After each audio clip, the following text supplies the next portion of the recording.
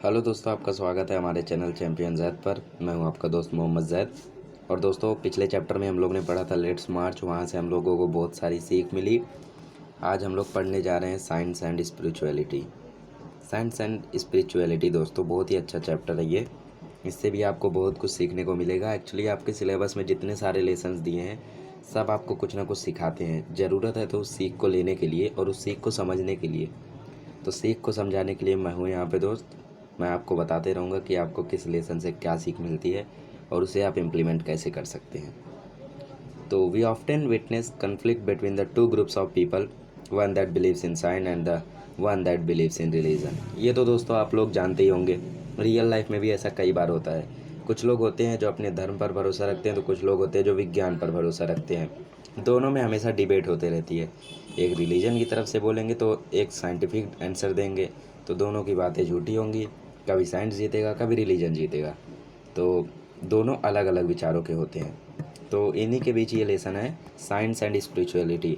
Spirituality मतलब religion में believe करने वाले, और साइंस तो आप लोग जानते ही हैं। Doctor Kalam was a great scientist, this is indisputable, but he was also convinced that fact and faith can together create a better planet. He once told me science and faith must coexist for the humans good. अभी doctor Kalam बहुत ही बड़े scientist थे, मतलब इनको science की तरफ से बोलना चाहिए, लेकिन नहीं, ये दोनों में भरोसा रखते थे। वो कहते थे कि अगर साइंस और स्पिरिचुअलिटी दोनों अगर साथ में हो तो हम लोग बेटर प्लेनेट क्रिएट कर सकते हैं। एक अकेले पूरा प्लेनेट बेटर अच्छे से क्रिएट नहीं कर सकता है। तो साइंस फेथ दोनों रहने चाहिए। Science provide focus, focus help us to solve questions, discover the truth and conceive inventions. Faith provides perspective, perspective help us to see how our creation and discoveries go on to impact a combination vital for the success of societies. मतलब इन्होंने कहा कि science focus provide करता है और focus से हम लोग हल कर सकते हैं मुश्किलों को।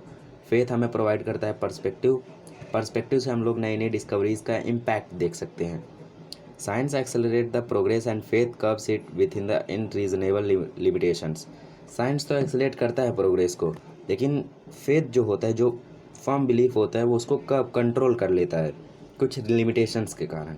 If the two function true to their roles they will work together for the betterment of humanity. अगर दोनों साथ में काम करें, दोनों का टारगेट एक हो और दोनों की जो सोच है वो एक हो जाए, तो हम लोग अच्छी ह्यूमैनिटी ला सकते हैं। डॉक्टर एपीजे अब्दुल कलाम के बारे में यहाँ पे बताया गया है। Doctor Kalam's own life was nourished by multiple faiths.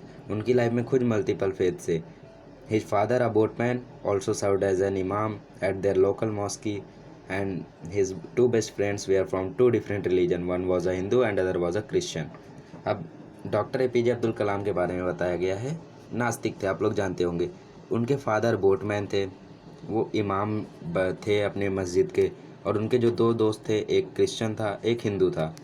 तो मतलब सब अलग अलग, फादर अलग, वो अलग, उनके दोस्त अलग, तो अलग अलग रिलीजन थे। Pakshi Lakshmana Shastrigal was the head priest of the famous Rameshwar temple and the Vedic scholar. अब जो पक्षी लक्ष्मण शस्त्रीगल थे, ये हेड प्रीस्ट मतलब मुख्य पंडित थे रामेश्वरा टेम्पल के, और वैदिक स्कॉलर भी थे। और reverend father Bodal had build the first church on Rameshwar island. और जो रेवरेंड फादर बोडल थे, इन्होंने रामेश्वर आइलैंड पे पहला चर्च बनवाया था।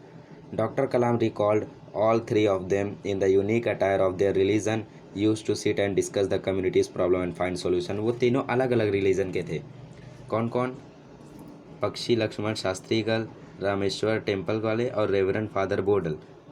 ये अलग अलग रिलीजन के थे, लेकिन सभी एक साथ बैठ के डिस्कशन करते थे। उसमें कलाम के फादर भी थे। तो वो कम्युनिटी में जो प्रॉब्लम चल रही है उसका सॉल्यूशन ढूंढते थे डिस्कस कर करके। Throughout the nation and the world the need to have a frank dialogue among the cultures, religions and civilisation is felt now more than ever. अभी अच्छे से डायलॉग अगर हम लोग मतलब अच्छे से डिस्कशन नहीं करेंगे तो हमारे कल्चर, रिलीजन, सिविलाइजेशन का विकास नहीं हो पाएगा, और वो अभी ज़्यादा ज़रूरी हो गया है पहले से भी। When asked where he got his humility from, doctor Kalam would always attribute to his father. अब जब उनसे पूछा जाए कि आपके पास इतनी सारी ह्यूमिलिटी, आपके पास सक्सेस इतनी कैसे मिली, तो डॉक्टर कलाम इसका पूरा श्रेय हमेशा अपने फादर को देते थे। In him he saw simplicity and divinity, it to his could go together. Even though his father was a boatman and Dr. Kalam went on to become president of India, they shared the same value in his life. भले ही doctor कलाम के पिता एक बोट्समैन थे, boatman मतलब नाविक थे एक, और डॉक्टर कलाम खुद प्रेसिडेंट बने, लेकिन दोनों की जो इज्जत थी वो सेम थी। Both believed that if one leads a spiritual life, then the spirituality can lift them out of any kind of confusion, misery और failure। दोनों का ये भरोसा था कि अगर हम लोग स्पिरिचुअली लाइफ को जिए, स्पिरिचुअली, तो स्पिरिचुअल लाइफ से हम लोग किसी भी प्रॉब्लम को, किसी भी फेलियर को, किसी भी कन्फ्यूज़न को आसानी से दूर कर सकते हैं। ऐसी इनकी सोच थी। अब पार्ट 2 शुरू करते हैं। In the 1960 doctor Kalam joined ISRO, Indian space research organisation. It was just a fledgling organisation, बहुत ही तगड़ी ऑर्गेनाइजेशन थी। His interaction with the great scientist Professor Vikram Sarabhai and Reverend Peter Bernard Pereira shaped his thoughts on religion। अब इनका interaction हुआ वहाँ पे किसके किसके साथ? Professor Vikram Sarabhai, Peter Bernard Pereira के साथ, और उन्होंने इनके थॉट्स को रिलीजन पे शेप किया, मतलब थॉट्स को थोड़ा बदला। It was here that he learned about the true meaning of religious service. और यहाँ पे ही डॉक्टर कलाम ने पहली बार रिलीजियस सर्विस के बारे में कुछ सही सीखा। इन्हें अच्छे से नॉलेज नहीं थी। Professor Sarabhai and his team had selected a site in Thumba to set up their space research facility। अब प्रोफेसर साराभाई और उनकी टीम ने एक प्लेस को चुना था, थुम्बा में, केरला में है वो, जहाँ पे अपनी स्पेस रिसर्च को कैरी आउट कर सके। It was an ideal site due to its proximity to the magnetic equator. ये बहुत ही अच्छी साइट थी क्योंकि मैग्नेटिक इक्वेटर से काफ़ी करीब था। वहाँ रहती तो अगर हम लोग रॉकेट लॉन्च करते तो ये आसानी से चला जाता वहाँ पे।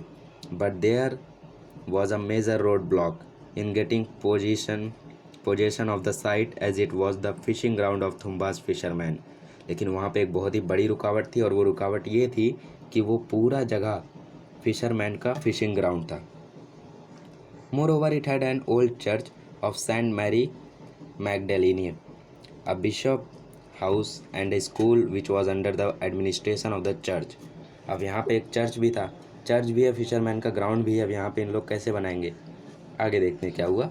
Government officials predicted that it would be impossible to relocate because so many people from the site and destroy the religious institution for the sake of a space research centre.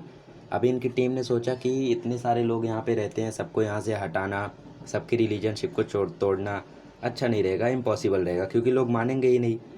But upon Dr. Sarabhai's persistence, it was suggested that they approach the only person who could help them in this situation। अभी इन लोग के पास कोई solution मिल नहीं रहा था, तो ये एक इंसान के पास गए जिनका नाम था परेरा, फादर परेरा। ये बिशप थे पहले के रीजन के, मतलब फादर थे। तो ये इनके पास इसलिए गए ताकि इस सिचुएशन का हल निकाल पाए। Doctor Sarabhai and Kalam approached father Pereira on a Saturday evening. The reverend said, "oh Vikram, you are asking me to my children abode for my abode and the God's abode, how is it possible?" जब इन्होंने सुना कि ये इनके घर के बारे में बात कर रहे हैं, abode मतलब रहने की जगह, तो ये उसकी बातें कर रहे हैं। इनका घर ठीक है, इनके बेटे का घर ठीक है, पर गॉड का abode, चर्च, वो कैसे? हाउ इज़ इट पॉसिबल, ये कैसे हो सकता है? Father Pereira then invited the party to visit the church on a Sunday morning. उन्होंने एक पार्टी को बुलाया चर्च को देखने के लिए। Doctor Sarabhai team and the forever inquisitive discipline doctor Kalam took up the offer, और इन्होंने इस ऑफ़र को एक्सेप्ट कर लिया। नेक्स्ट संडे रेवरेंड ने इनवाइट किया डॉक्टर साराभाई को और प्रेयर सर्विस के पास। टर्निंग टू एवरीवन प्रेजेंट, सभी वहाँ पे प्रेजेंट थे। Dear children, here is a scientist doctor Vikram Sarabhai. अब चर्च है, वहाँ पे सब लोग आज प्रेजेंट है क्योंकि वो संडे का दिन था, तो रेवरेंड ने इसी दिन बुलाया भी था कि ताकि सब लोग मिल के फैसला कर सके। तो इन्होंने कहा कि साइंस हमारे लिए करता क्या है। डॉक्टर विक्रम साराभाई से पूछा, we benefit from the devices that science has developed to light up our homes. I am not able to talk to you using this mic thanks to technological advancement. अभी ये बोल रहे हैं कि अगर लाइट नहीं बनी होती तो हमारे घर में उजाला नहीं होता, अगर माइक नहीं बना होता तो मैं आज आपसे इतनी तेज़ी से बातें नहीं कर पाता। थैंक्स बोल रहे हैं वो टेक्नोलॉजिकल एडवांसमेंट को। मेडिकल साइंस डॉक्टर्स को अलाउ करता है कि कोई भी बीमारी हो उसे पता करें और उसका ट्रीटमेंट करें। Science technology invents the overall comfort and quality of human life. Science and technology से कंफर्ट मिलता है सबको और सबकी क्वालिटी इंप्रूव हो जाती है, इन्हेंस हो जाती है, इनरिच हो जाती है।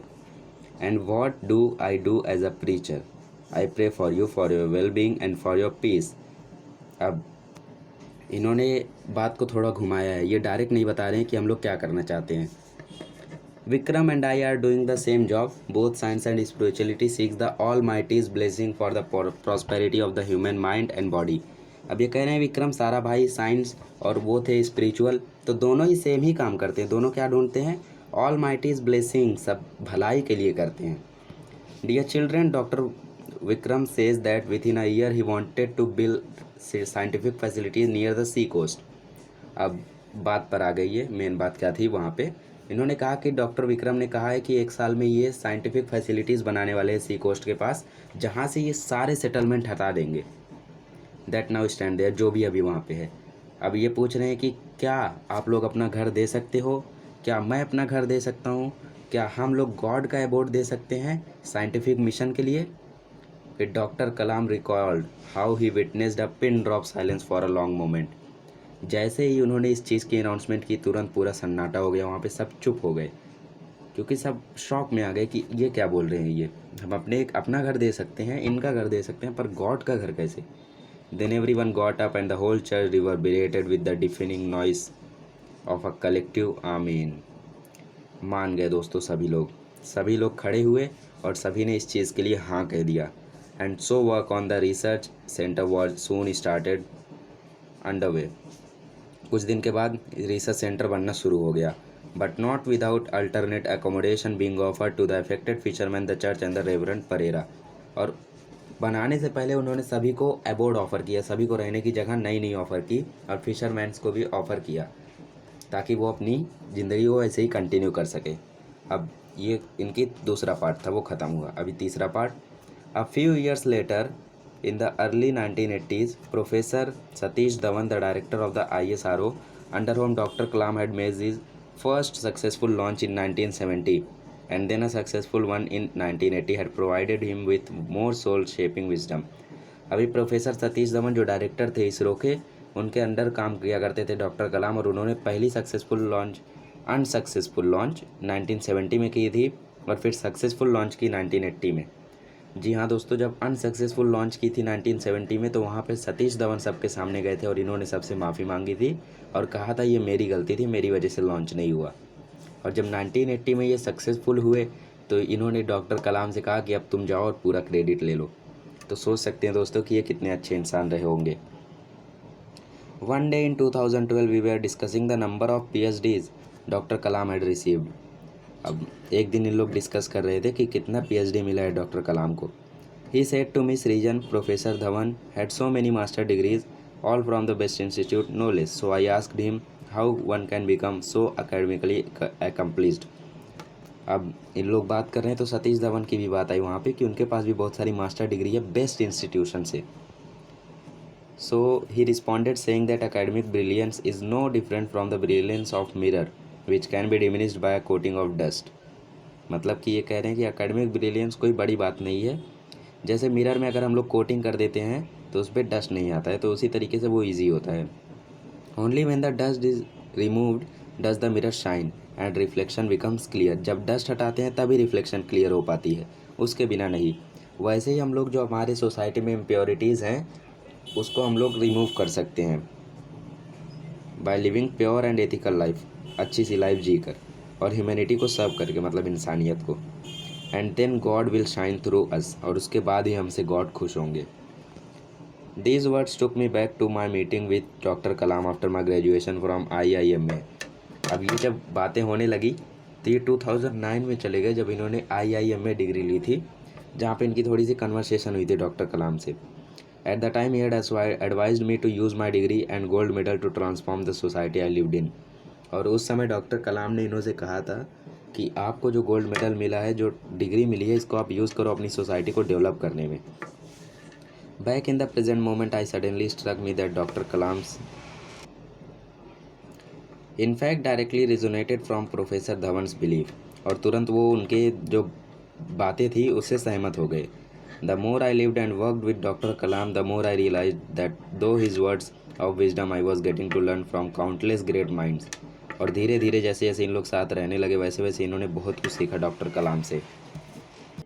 इन April 2009 doctor Kalam was invited to attend the 102nd birthday celebration of his holiness doctor Shri Shri Shiva Kumar Mahaswami ji in the Tumkur district of Karnataka. 2009 में दोस्तों 102वां जन्मदिन मना रहे थे शिव कुमार महास्वामी, जो तुमको डिस्ट्रिक्ट में रहते थे कर्नाटक के। सोचिए दोस्तों 102 साल ये जिंदा रहे। Mahaswami ji is a remarkable person who has dedicated his life to the service of humanity. इन्होंने अपनी पूरी ज़िंदगी इंसानियत में लगा दी, इंसान की सेवा में लगा दी।